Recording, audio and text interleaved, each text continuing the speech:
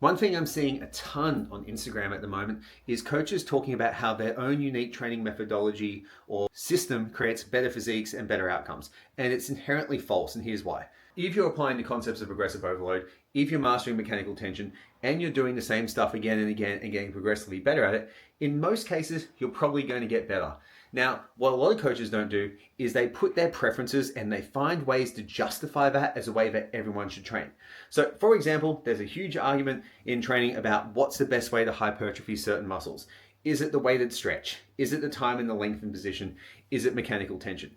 And in reality, they all work, they all get applied progressive overload.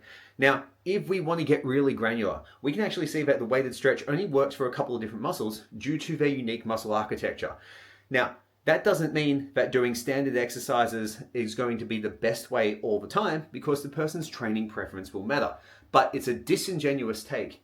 It's a lie, basically straight up front, to say that your method is better because of some mechanism that can't fully be explained by science. It's simply a preference that you have rather than a truth. And a lot of people actually said, hey, I actually prefer training this way. I think it's really good for hypertrophy. I've seen some great results. Why wouldn't you try it? Versus, that style of training is shit. My way is the only way to do it. You'll find that you'll get far more sales in your product because you're not going to be so polarizing in such a negative way, and you'll actually attract people more interested in doing it because you catch more flies with honey than you do with vinegar.